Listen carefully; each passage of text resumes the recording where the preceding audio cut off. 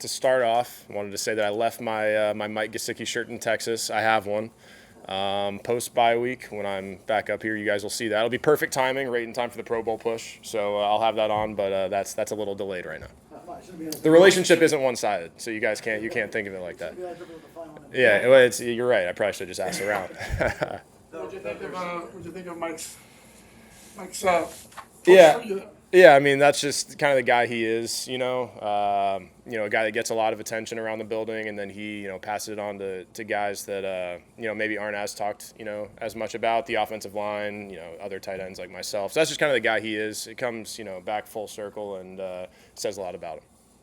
Did his comments elicit any sort of response, joking or otherwise, to you from Chris Greer, Brandon Shore, Flo, anybody in the building? I mean, me and all those guys have a good relationship, so I think we're both in a place where we can joke about it. Flo comes up and we'll joke about it here and there. Me, Mike, and him, and all those guys. So it's kind of fun just because we are close enough in that relationship where we can joke about something like that. So we'll continue to do that and just pry at the bear a little bit. Was there any serious clarity that you gained in terms of Flo or Greer kidding around with you about Mike's comments, but also saying, don't worry about it, we're going to take care of you? Not yet. Obviously, when you're at this point in the season, things like that come up, but the guys around the building are focused on football, and that's going to be the answer regardless. But we really are. Three games in a row now that we've won, and just trying to keep that ball rolling. There's so much else to focus on, right now. So. Did you know beforehand he was going to do that?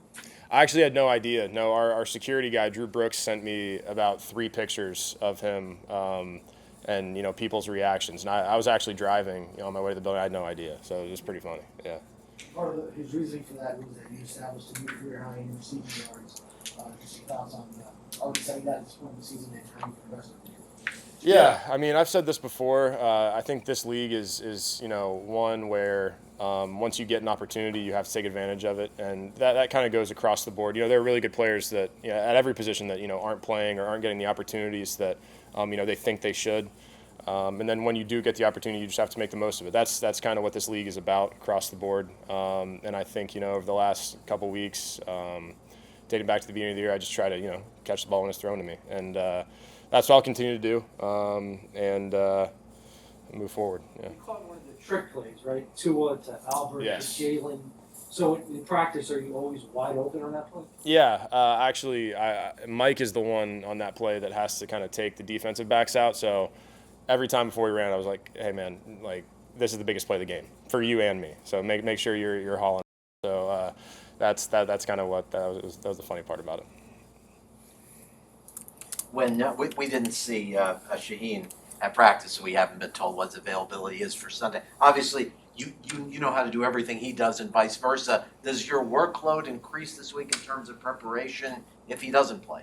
That's to be seen. Obviously, there's a lot of variables, like as you mentioned, with him, other players, and I don't know the full extent of all of that. So at this point, I think we all prepare in our room like we're gonna play the majority of the snaps because already we've seen this year. There's been some COVID instances in our room, some injuries, so I think we all prepare every week to get the majority, if not all, the snaps, and then we kind of just play it by ear once we get into the game. And I meant more workload in terms of preparation, not the game itself, because the game itself we're not sure if he's going to play. Sure. I would imagine it's the same amount of work either way, whether Adam's here or not for you. There's no extra responsibilities you have to learn if he's not in the building this week. Yeah, same. It's the same. In terms of preparation, I kind of approach it the same way as the game. Prepare the same way every week, regardless, kind of thing. So it's going to be similar regardless.